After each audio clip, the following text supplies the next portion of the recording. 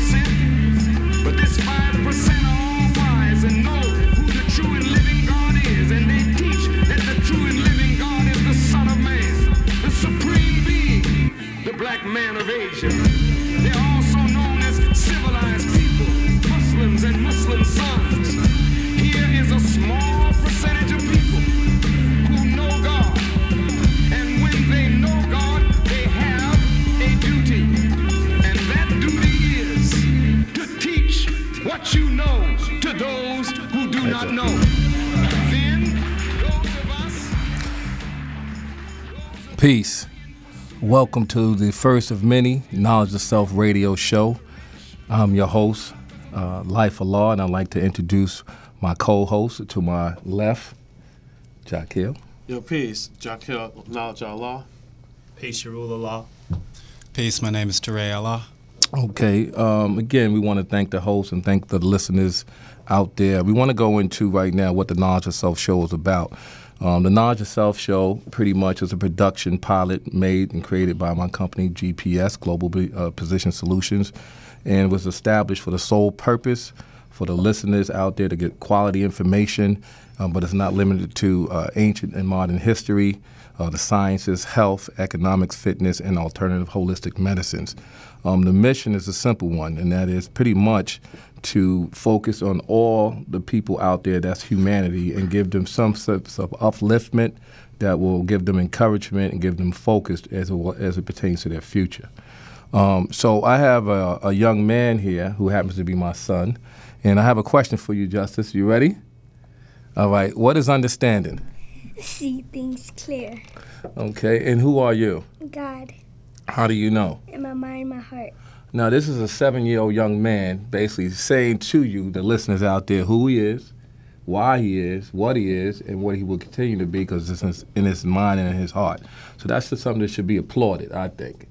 You have a lot of elders out there who don't even have that basic principle down packed. So what we want to do now is turn it over to the men of of the Knowledge of Self show to discuss our overall topic, and that topic is understanding ourselves, which is mathematically in tune with today's date. So I'll pass it over to the God, Jaquil.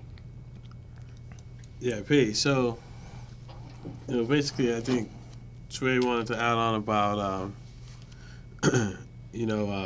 how we came here to North America and what role did the black man play? Was it only in slavery or how did that happen? Okay, so in terms of us talking about understanding ourselves, it's important for us to look deeper into how we came to North America, because as far as history is concerned in different parts of the world, especially where we are in North America, we have this blank space in terms of history, in terms of how we came to North America and dates and everything related to that. So we're going to talk a little bit about the pre-Columbian and pre-Spanish period, as it's known, when the Olmecs arrived to the Americas. And we're going to be drawing some of our information from Ivan Van Sertima's They Came Before Columbus, which is a really useful and groundbreaking book that talks a little bit about how original people arrived to the Americas, not as slaves, but actually as the earliest explorers. So I'm going to go ahead and pass it over to Jarul, and he's going to give you a little bit more of a background information in regards to pre-Columbian and pre-Spanish travels to the Americas. Yeah, peace. So basically, the Olmecs are people who traveled from West Africa, some from Mali. Also, some traveled from northeast Africa, like the Egyptian area, by way of boats. Some, actually, from my research, some of the first people who, or original people that came this way, got caught in a current in this it's called the North Equilateral current, and basically the current, took them out to sea, and they actually made it here mistakenly, from my research. And then once they realized that there was land over here and there were people living on this land, they were, they made voyages back, and it became a trade route. So, from my studies, I've come to see that these people were doing this as early as 10,000 BC. And these people would be the Olmecs? The Olmecs, yes. So black people from Africa. So I think that's very important to know, just because, we're taught in school that Columbus came to America and he was really the first person from the East to come to America and really explore. But, it's obvious here that, we were doing it for thousands of years before Columbus was even, on the planet. So,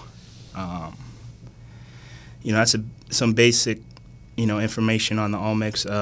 One thing that they're noted for is they have these colossal statues of heads, and I actually have a picture here, kind of showing, some of the features that,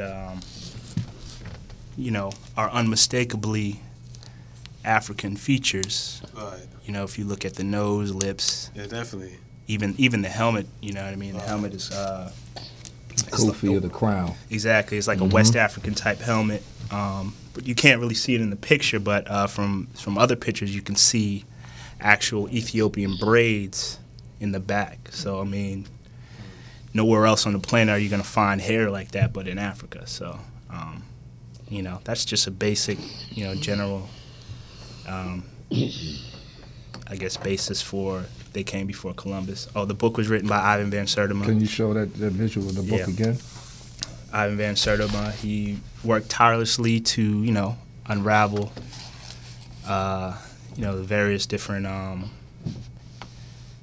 unknown facts about our history, to give us a sense of upliftment and, some knowledge and basis, so that we could, take ourselves out of the state of unawareness and, the things that we were dealing with. So, right.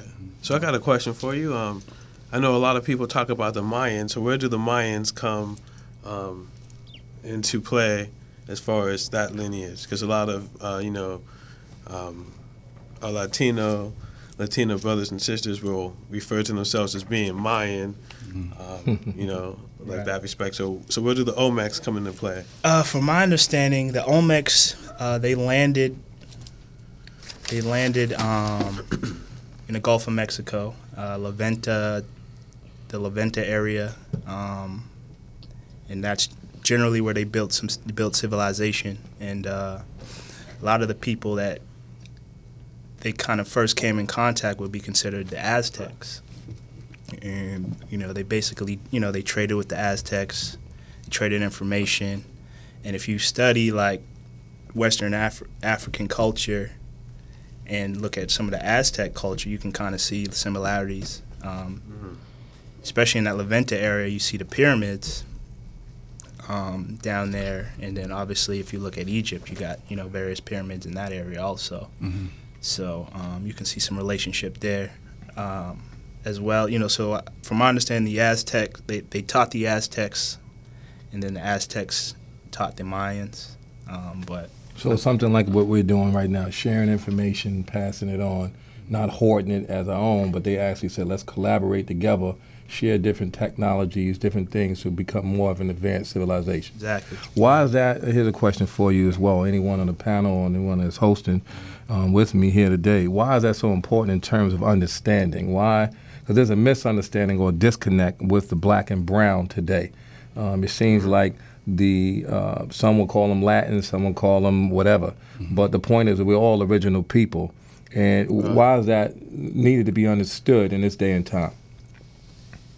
I'll take it. I mean, I just think there would be so much more of a unity, and things would be much more peaceful. Because if you look at the communities that we live side by side, black and brown. But by and large, we don't necessarily interact with each other. So, is that by design, or is that more so a mindset that's been developed over time?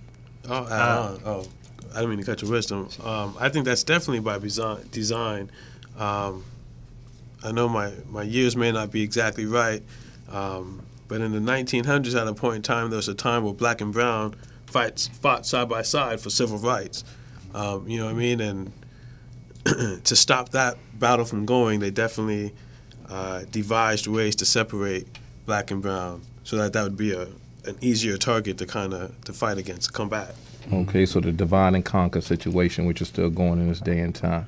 Right. And you want to add on to that, Gar? I think one thing that we would like to communicate with everyone is that there are several areas in Mexico, as we know today, where there has been African presence in parts of Mexico. For example, Guerrero would be one of the places that has been mentioned to me from native Mexicans.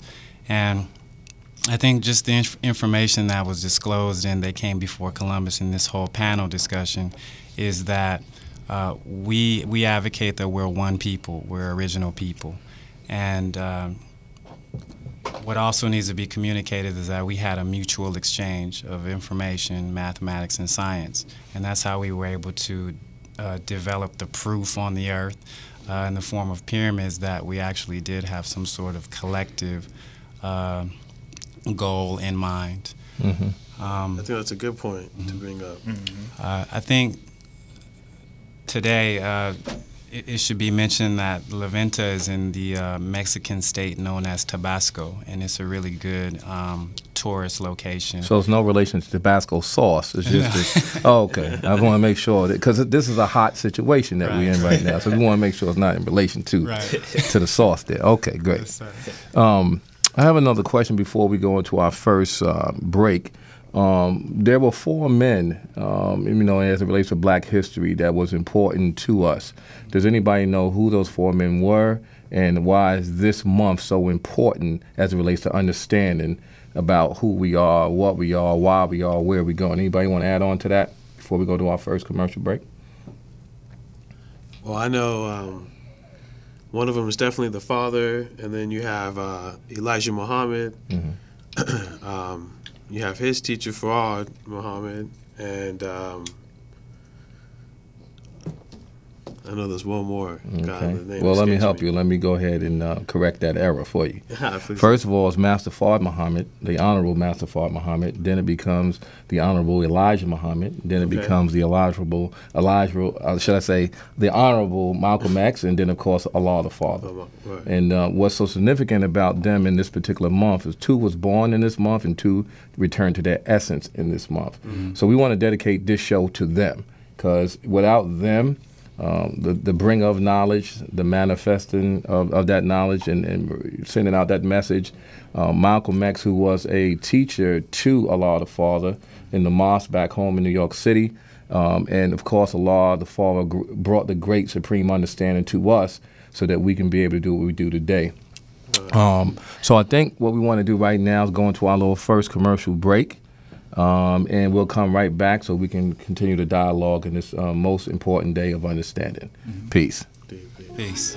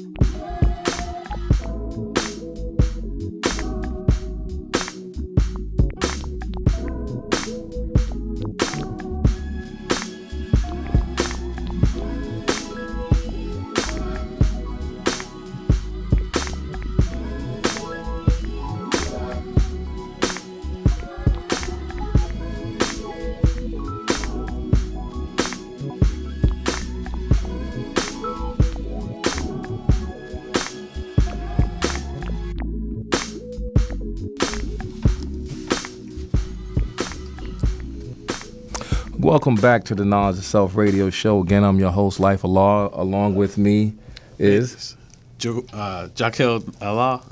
Peace to rule Allah. Peace to Allah. All right, we was in discussion of the almanacs and their significance, and also to pay homage and respect to those four men who brought this knowledge to us so that we can share this knowledge to humanity. I want to go into a little area now that seems to be a serious one, as everything that we're going to discuss with Knowledge Self Radio, and that is entertainment. At this point in time, we've seen tons of movies out there that has depicted our demise. Most apocalyptic movies talk about, the end of the world, and it so happen to be a black president as the main character. The Matrix and the knowledge of knowing and being, new to what's going on in this real Matrix. I want to kind of segue into the movie scene now. Hollywood is a very strange place for some who've never really been there.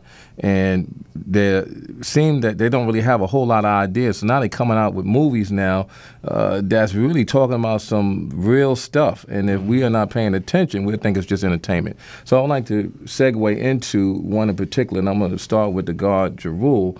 I know he was a viewer of this movie that's been confrontational, to say the least, and comedic, to say the least, and then has some real insights, to say the least. So, God, would you elaborate on what that movie is and how we can build on understanding the message in that movie?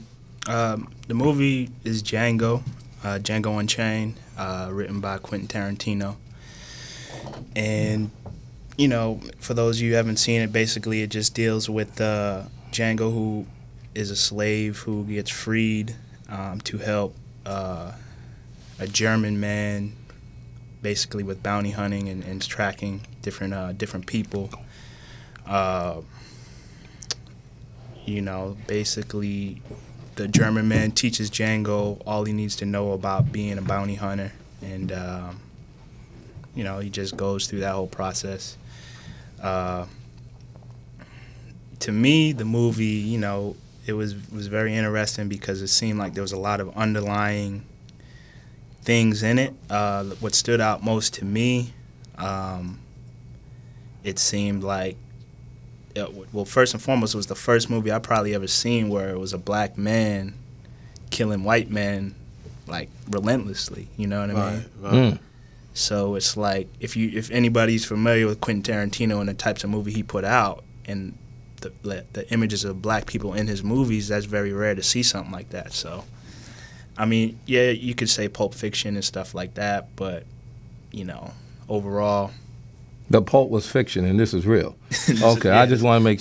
I'm just trying to make sure we understand and understand that there's some significance to this movie, and what the original man's mind is as it pertains to being enslaved. And now we have the black man's mind to a degree, as well as the black woman enslaved from a psychological aspect.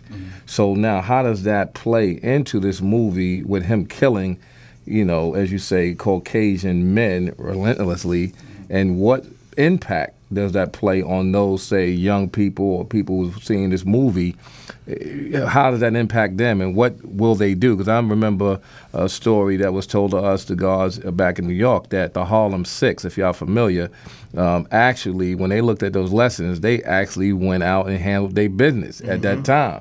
Now, will that be the same scenario in this day and time where young people are looking at, this movie and saying, wow, this guy was so militant. Let me go out and start doing what I need to do to show who I am. I mean, how does that play? I think it's actually going to work in reverse. Interesting. I think what they did with this movie was incite fear maybe in white people, to have them come back together, because it was like, okay, a German teaches Django too much information, and then that information he comes back and uses against. You know what I mean? So something like the spook who sat by the door. Exactly. But in this day and time, it's not a spook now. Exactly. Okay. And if you've been paying attention, I mean, people have been going crazy as it relates to going to the stores and buying guns, buying ammunition.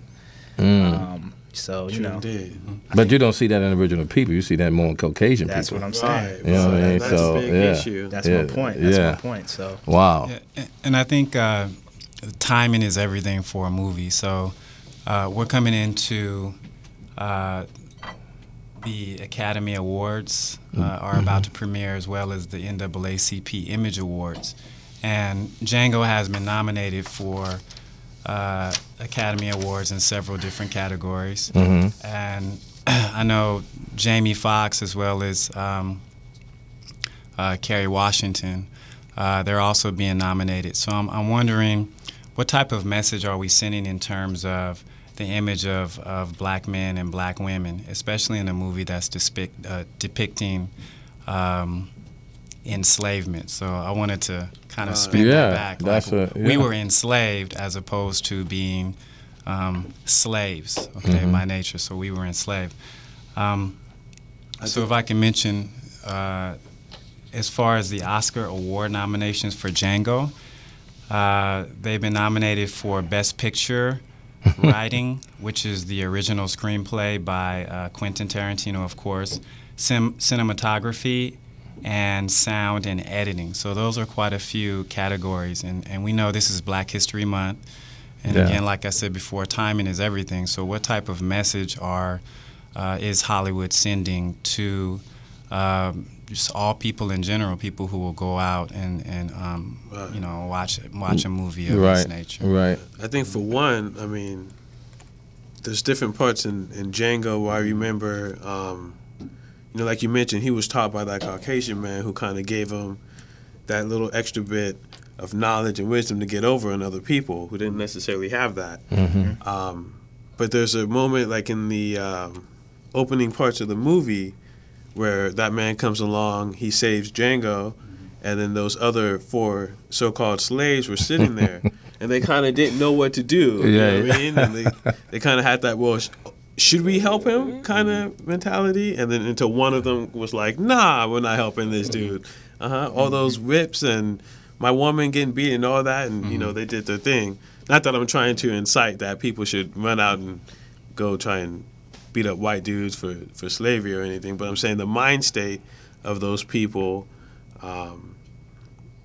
they almost wanted to be enslaved, and although they had the chance for freedom, they still kind of almost fought off the chance for freedom and almost still wanted to be enslaved. That's very serious. Even more importantly, as it relates to, as you say, I saw parts of the movie. I haven't seen the whole movie yet. I just saw the first maybe good 10 minutes.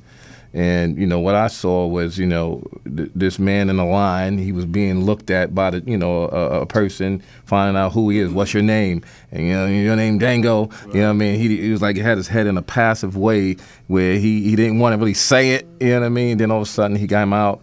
What reminds me about this movie, and even in detail, in a comedic sense, it was a movie back in the day called The Blazing Saddles. And kind of the same Western feel, black man rides on the horse, he's the sheriff now, and all of these Caucasian people, when he was riding through the town, was giving him this look of awe, like, who are you? You know what I mean? This black man who's free, wearing a, you know, a star of the sheriff, and, you know, so it kind of reminded me of that a little bit, you know what I mean? The other part, too, that I thought from what I saw was interesting is that those 4 men, after the slave, the main character, left, the 4 men went and handled their business with the Caucasian man, like killed him up and shot him a couple of times. And so it's interesting that it seemed like they all had to give each other like the green light to make a move, like they was waiting for something. Okay, can we do this, or we shouldn't do it, or if we do it, what's going to happen? Like they had a lot of doubt, and which brings me to the next subject. You know what I mean? Fear. And understanding fear and how that's played a part in the slave mentality that we have today with our people. You know what I mean? A lot of people, when we talk about do you know yourself, the first thing they say is their name. They don't understand the origin of their beginnings. How does that play into what we're talking about as far as this movie and other, say, movies like The Matrix and other movies that has so much science in it that people just thought it was just waving out of bullets. But those bullets had some symbols to it too, as well as, you know, underneath the door when the oracle happened to be a black woman, told him, you know thyself. You know what I mean? Morpheus was telling him, you know, you're the one. Not the one, but I'm teaching you who you are. So he was a 5% according to me. You know what I'm saying? Teaching, you know what I mean? The human family. So how's that play? Well, I would say, I think for one, it's real important to know yourself. Like you said, to know your beginnings, because do we have a beginning? Oh, you said know your beginning. Do we have a beginning? I would say original people don't have a beginning or ending at all. But by know your beginnings, or by what I'm trying to say by that is, you know what I'm saying, know your history, know where you came from, know your lineage, all the great things that your people have done. You know what I'm saying? Your people as a whole, and then your own personal people in your family lineage where you come from. I think too many times, like this movie Django, like you mentioned, it was released in February, which is Black History Month, the shortest month of the year, ironically. But in any event, you know, it's released and it almost promotes that mind state of slavery. And you know, you only come from slavery, and that's where your history begins. And I think that's the important part of having understanding of yourself. and literally, there were about, as far as some of the white characters, including Leonardo DiCaprio, nigger was said 69 times. Wow. Okay. Well, that's a serious number. That's a serious number. And then that's interesting because you said they're nominated for an award for sound and editing. Right. But that word was said 69 times. And we know sound travels, so you know what I mean. Interesting. So as we move on, you know, again, I want to touch on that movie, The Matrix, if I will, before we go into our next little break or whatever. The movie, The Matrix, you know, they had 3 parts. And, you know, you had Morpheus, you know what I mean, who I felt was the original man sharing who you were and what you need to become. And I want to see if y'all understood that message. He had Neo sitting in the living room with a glass of water, had a red and blue pill, and said, now you're going to have to make a choice. What do y'all think the symbolism in that was to those who were not in the living room, but living in a room of fear nowadays? What I mean, what would that symbolize? To me, it's in terms of understanding. Any step a person's about to embark on, there's always that, you know, apprehension or fear from actually taking that step, you know, and you always have that choice. Okay, I can just continue going about things the same way that I have been, or I can, you know, take that step, which it might be difficult, but it's going to be almost embarking on a new type of existence, in a sense. You know what I mean? So in that sense, you're saying that those who take the red pill, from a mathematical standpoint, we know red means fire, fire means energy, and we know the boiling point to energy is 212 degrees or water, and now you got power. So you're saying that people are scared to express their power, or they rather stay, say, dormant in a state of 32 degrees, which is symbolism of the blue pill as it relates to being frozen. Mm-hmm. Right. I would say that people probably want to stay with the blue pill for the most part. Eating steaks and everything else. Right, Okay. right. Whether they know it or not. Like he said, he was eating the steak and he knew it wasn't real. You know that was the man named Cypher. Cypher, right, which is dealing with completion in the group. So that's interesting. Yeah, very interesting. Even the names of the characters in Trinity, Cypher, Morpheus, the Oracle. So real serious things. So we're gonna go ahead into another break. We want to thank all those out there that's listening to this, and we hope that you're taking this information for real. Again, we're not here to have you believe anything. You know, we want you to go out and research what we're saying and start doing the knowledge to many things. And we'll come back and we'll move right along with the Knowledge of Self radio show. Peace. Hey, are you tired of those same old energy drinks with bad taste? Make a switch to Pitbull Energy Drink with a guaranteed no aftertaste. Pitbull offers more energy with ginseng and vitamins B6 and B12. With a ginger ale lemon lime flavor, Pitbull meets the consumer's demand for better tasting and healthier energy products with a guaranteed no aftertaste. Make a switch to Pitbull Energy Drink. Pitbull offers more energy with ginseng and vitamins B6 and B12. With a ginger ale lemon lime flavor, Pitbull meets the consumer's demand for better tasting and healthier energy products. For more information on Pitbull energy drinks, bars, and mixes, visit their website at hiphopbev.com. That's hiphopbev.com. Online orders available at hiphopbev.com. Welcome back to the Knowledge of Self radio show. Again, I'm your host, Life Allah, with my other host here. Peace. Jakil Knowledge Allah. Peace, Jarulullah. Teray Allah. Once again, the Knowledge of Self radio is, one of the pilot shows, again, that GPS is putting on for you out there, the listener, and the viewer, to give you more insight, foresight, and hindsight into how you can get to know yourself better with a whole array of different topics that we can go into. We want to kind of segue back into what we were talking about as far as the movie Django and how that has maybe or not impacted the black man and the black woman. In particular, we talked about the black man and his enslavement, but let's talk about the black woman and her enslavement, because a lot has happened and is still happening to the black woman, and there's a lot of things that we as black men don't know. Their beginnings in terms of the trauma, things that they might have gone through. How did this movie play with the black woman in that movie? And let's go back to the guard Jarul, because I know he's seen the movie in detail. How was the black woman portrayed, and what does that mean to the black woman in this day and time? Well, I mean, in the movie, it was probably one of the first movies that dealt with enslavement that I've seen, that black women were actually being whipped and, kind of brutalized. So that was kind of, shocking to see. Basically, it seemed like the women in the movie were kind of like really submissive. There's one scene that stands out to me where they were at this place. I think it was called like Candyland or something.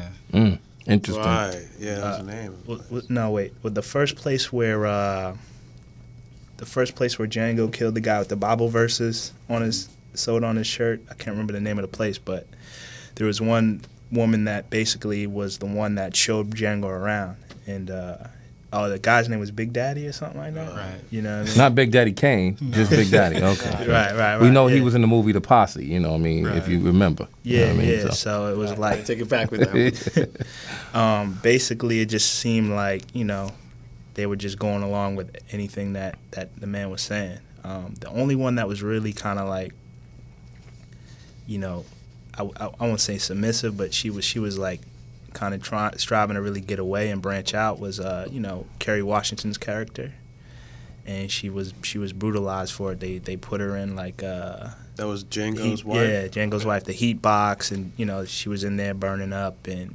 these different types of things. So I just think the imagery is something that was real severe, and I don't feel like we need to see that over and over again. I think we need to move on and go deeper into our history, because when you think about it, if we've been on this planet for thousands of years, or there's no set date to when we've been, when we actually started here on this planet, there's much more history about us. So we need to start talking more about that history as opposed to the last 400 years. You know what I mean? Right. Very, very serious. And I wanted to address how submissive our people were seen in the film, because there is a scene where Leonardo DiCaprio is explaining the phrenology of the black man and the black woman, and he cuts a piece of the skull and then holds it up and points out that there are 3 dimples. These 3 dimples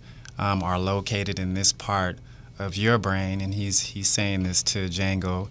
And he says that, this means that you're submissive. So in other words, he's saying so you're recessive. By nature, he is submissive. He will always be submissive. The black man. Right. So that's kind of like our lessons for those out there who deal with the supreme wisdom.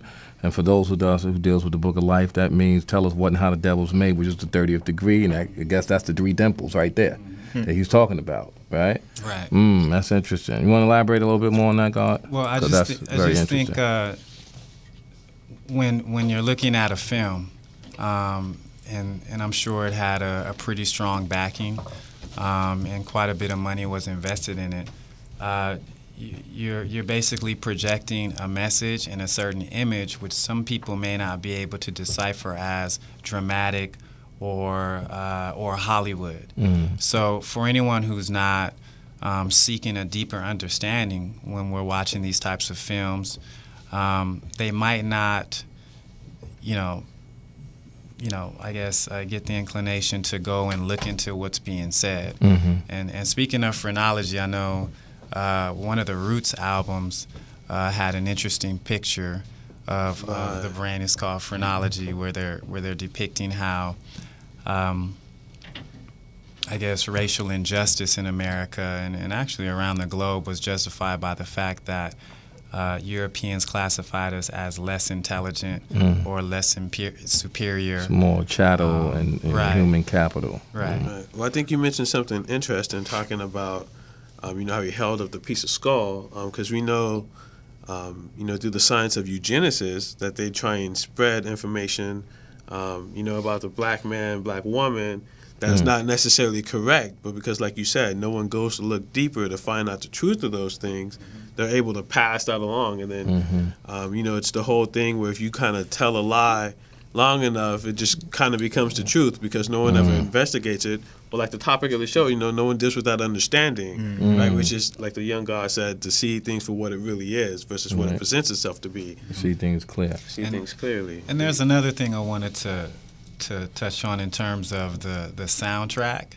I know they had at least one track in there featuring one of Rick Ross's songs, as well as Tupac. And Tupac's song was kind of interesting because that was during the shootout in the house right after the owner of Candyland was killed. And it just was a really strange scene for them to just throw those types of tracks in there when all that action was going on. And the last word in that scene where Django was killing all of the people in the slave house was, nigga, I'm coming to get you. So I can't remember the exact title, but the chorus is in that as well. Is it wrong? Because I want to get it all before I'm gone. That's the part of it. Wow. Interesting. So, I think that speaks to although we're dealing with understanding, there's definitely a proper understanding and an improper understanding or a misunderstanding. And I think that, again, this movie is on an award for sound and editing, right? And so we know with pictures and with words you can paint certain ideas in people's heads and get them to kind of think and react a certain way. And when you have people thinking, is it wrong that I get it all before I'm gone? I think that kind of deals in a more divided kind of what's the word I'm looking for? Mind state and personality, in the sense to where I'm trying to take it all for myself, and I'm not worried about my brother. You know what I mean? And I think, and then that goes down to how we were talking about black and brown relations, and then just how you deal with the people in your neighborhood and your environment. You know, you're going to be less likely to help someone else if it jeopardizes your own getting. You know what I mean? And that's kind of another thing that was really shown in that movie, Django. Django was really about just saving his lady, and he didn't really care about helping anybody else. He would, pretty much step on anyone's back to get there. Right. So Right. he even depicted himself as a slaver, they called it in the movie, but actual, a slave master in a sense. So he was required to keep these slaves in line. So he played that part just so he could get, what he wanted to get in the end. Now that's an interesting segue based upon who we have in government now. You know what I mean? A black man with a black woman and black children keeping everybody else in line, as you say.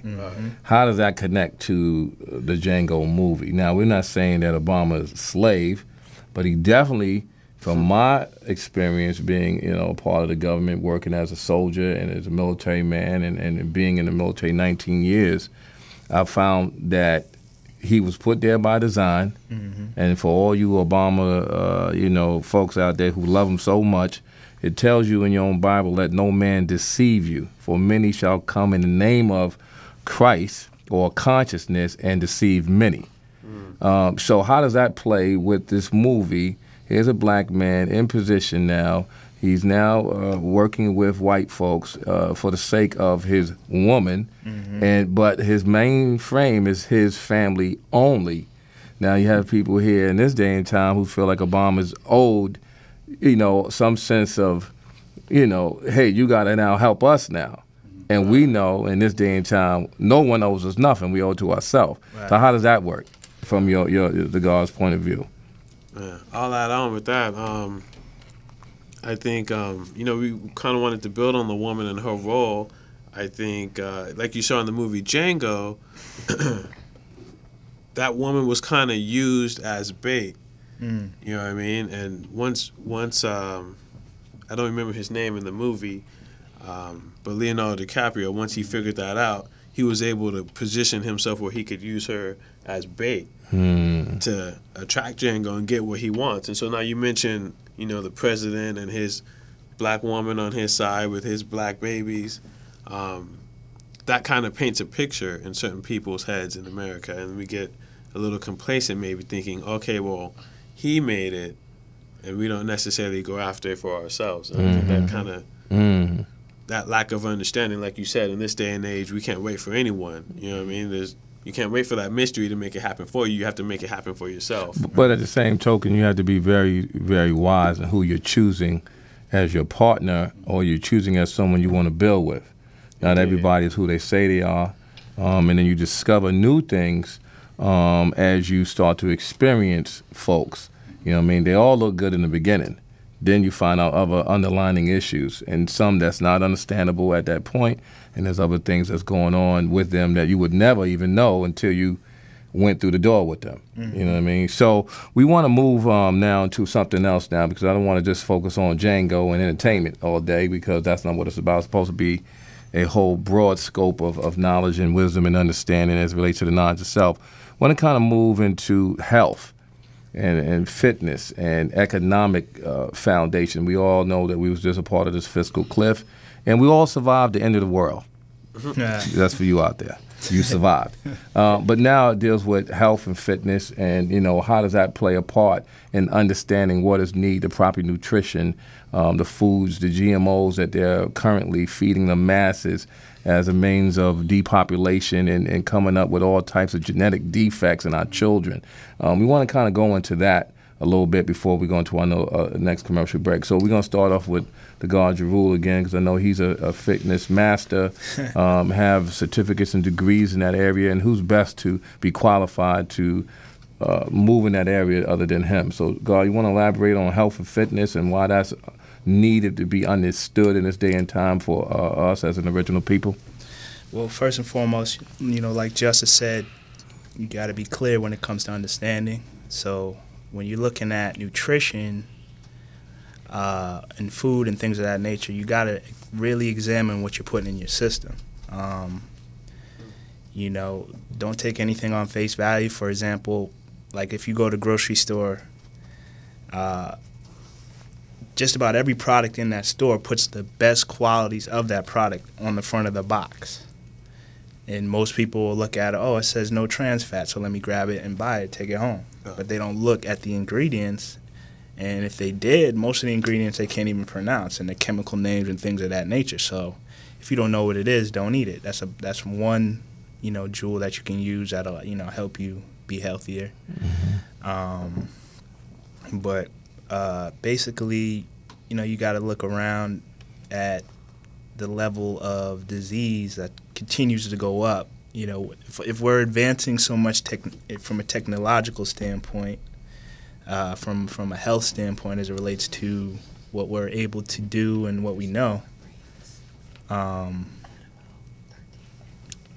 then basically we should get healthier as a people, but that's not the case. People are getting sicker and sicker. Cancer's going up, prostate cancer, things of that nature. So there's something that we're missing, and it's really the genetically modified foods. For those who don't know what that really is, that's just basically they take a food, chemically engineer it to look better in the grocery store to make it more attractive for you to buy, or to make it last longer. They do all types of things. Something like more of a preservative type. Exactly. There's all different types of ways that they can, splice genes into different fruits and vegetables, different types of products to have a desired quality to it. Right. But when something is grafted in that fashion and then you eat it, it's going to have an unnatural effect on your body, which could cause different types of diseases, cancers, high blood pressure, and things of that nature, diabetes. Anybody else want to elaborate a little bit on that and extend what the God is talking about? Well, from your own experiences and things that you might have seen or saw when you go shopping, as your food is getting scanned with radiation and all these other things. That's interesting. You know what I mean? Because your food is getting scanned now. It's not just the barcode they scan it with laser beams. And I know radiation through microwave technology, that is cancerous. So how does that play a part in terms of health and fitness? I think, that's important because like the God said, it's what you're putting into your system.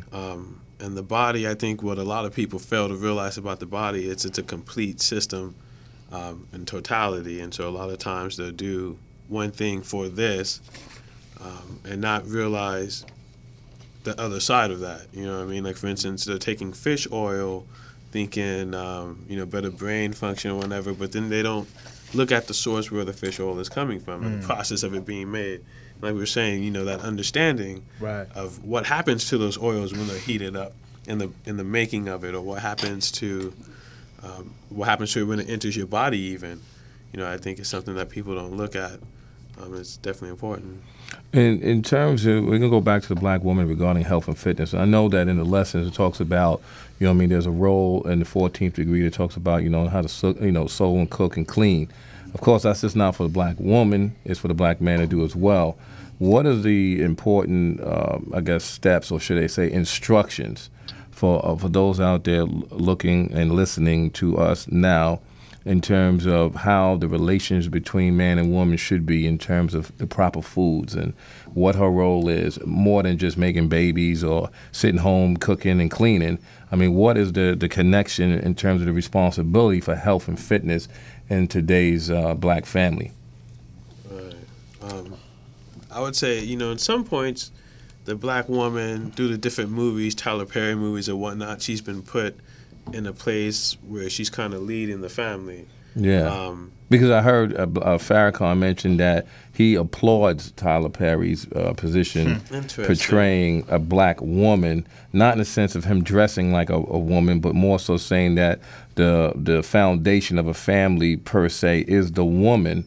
And we know, as the Nation of Islam mentions, that no nation can rise no higher than its women, but it's quality women. Right. You know what I mean? Right. Those who understand their, not role, but their position and their significance in the family, keeping a man's mind worry-free. I'm not doing things that's deceitful or malicious behind closed doors or through any other means that they do it. But how does that play a part into, and again, this goes both ways, because you got man and woman doing things that may not be appropriate. Indeed. And a sense of responsibility has to be adhered to when it comes to man and woman. You know what I mean? So how does that play? Well, I would say, that lesson, for one, it says that those trainings and things that were taught, how to cook, clean, sew, and all that, was given by a man. So, a woman needs to be trained properly or taught how to do those things to help keep the family. But if the man doesn't have the right mind state to give her those things to where she can give to her family and provide for them, then, she's not going to, like you said, quality woman, right? And so you've got to give her quality information that she can then use. You want to elaborate on that a little bit? It just has to be a mutual understanding in terms of the environment that you live in. With a woman, it has to be reflective of the future. So I've changed my eating habits over the years. I mean, considering the fact that, at one point in time in my life, I ate pork. And then when I learned about that around the age of 18, then I had to begin cooking for myself and things of that nature. So that's something you pass on. Jerome, you want to add on? I know some of you are now fathers, new. Well, how does that play a part in terms of, the black woman? Because I know, again, for myself, I have children. And for me, I made choices, some good, some not so good. That's just being real and raw and direct. But at the end of the day, it's always been about the babies and making sure they have some type of a role model, an example on how to make things. That doesn't say they won't make, any bad choices. It's just knowing what to do. So how does that play when now you have a family and, you have certain things that has to happen now, certain things you got to have in place. And with today's topic, knowing ourselves and understanding ourselves, how does that play with a new, say, baby or children if you have someone who have the knowledge of themselves and someone who you had babies with who don't? I would say that, my perspective on that is I think different than most people. It comes down to understanding. Whoever you're with has to understand you, and you have to understand them. You guys have to be on the same page. Just because they didn't necessarily go through the lessons and things of that nature doesn't mean that you guys can't come to an understanding on things. You just have to be clear with each other about what you require or what you want, and that's the foundation, because you don't want to have conflicting knowledge and wisdom given to your child. You don't want your child to say, okay, there's no God, there's no mystery God in the sky one day, and then the next day you're praising Jesus. You know what I'm saying? So it's like you don't want that. So you guys got to be on the same page, right, and just really come together for one common cause, and that cause is your child. Mm-hmm. You know what I mean? Anybody else want to elaborate on that? You think he hit it home? So we had discussed the fact that this show was again brought to you by GPS, but more importantly was in honor of Black history, but focusing on four men. Again, the Master, Fard Muhammad, the Honorable Elijah Muhammad, the Honorable Malcolm X, and of course Allah the Father, who gave us the supreme understanding. What would be the message in Allah's mindset that we all say that we have? What was his supreme understanding, and how do you think that if he was here with us physically, we know that he's here with us in terms of the teachings and the lessons and the things that we're still doing, because build this bill, regardless to whom or what would you say he would say if he was here physically in this state of existence that we're currently in, and what do you think his understanding would be from what you know about him? I mean, none of us met him physically. Some have, that's back home in Mecca. Some have that's back home in Medina. And we have a God here that's on the West Coast, peace of the God, knowledge God, out of Medina, one of the elders and one of the premier elders who pretty much paved the way for this nation to exist. So we want to give shout outs to him and all the other gods and earths out there who have paved the way. What would you say that Allah would say if he was here physically? I think he'd be happy with the state in the sense of, you know, you can find gods all over the planet now. Mm-hmm. You know, so for it to spread, you know, however it spread, whether it be through music, the internet, whatever the case may be, this knowledge didn't just stay in New York. It, you know, it traveled outside of New York. So from that perspective, I think he'd be happy. Mm-hmm. You know. Mm-hmm. I think that he would tell us to teach the children if we want to preserve the future, and that's really important in terms of the state of things with young people. Mm-hmm. That as adults we have a responsibility to children, even if they aren't ours, and we can do the best we can in terms of reaching out and sacrifice a bit more for children than we would for our own selves. I think that's really important. Okay.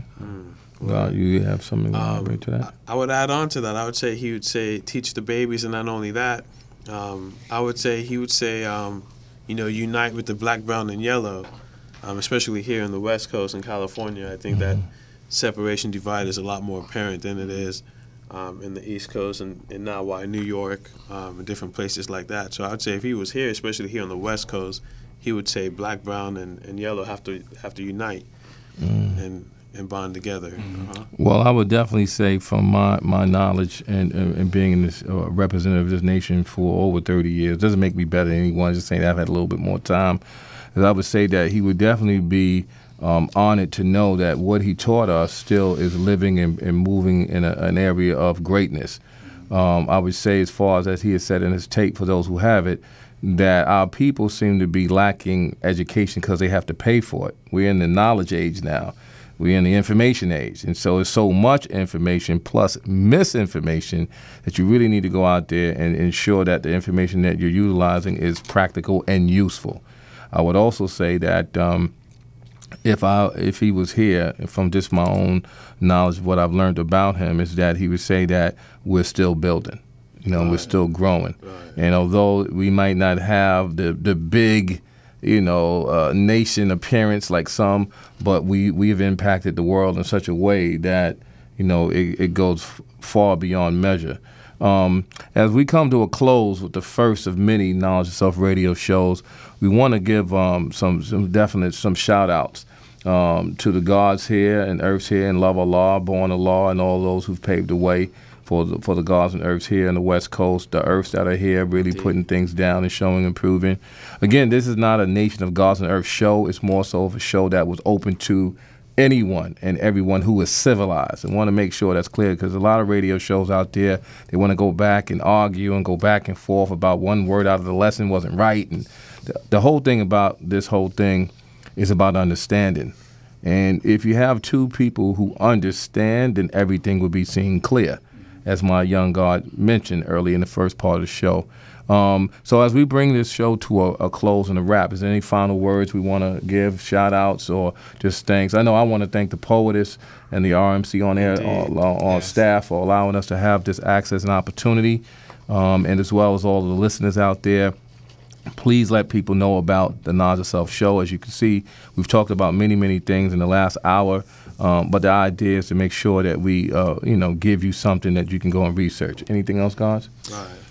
Right. So we like to leave our viewers / listeners with some information that they can go and research, things that were shared on the show.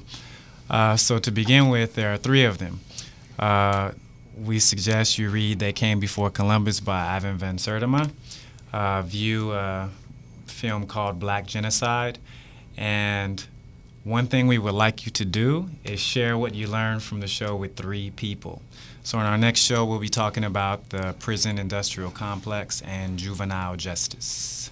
Okay. Anything else you want to add on to it, Jerul? No. Okay. So again, on behalf of, you want to say something, God? Yeah, just shout out to my family and to my young God, Joel Sims. It's going to be his birthday coming up here February the 6th. Okay. So an early happy birthday to you. Happy birthday. So again, we want to thank everybody, our families, our friends, our associates, and all of that. And again, this is Knowledge of Self Radio every Sunday, 2 to 3. And on that note, we say peace. Peace. Peace.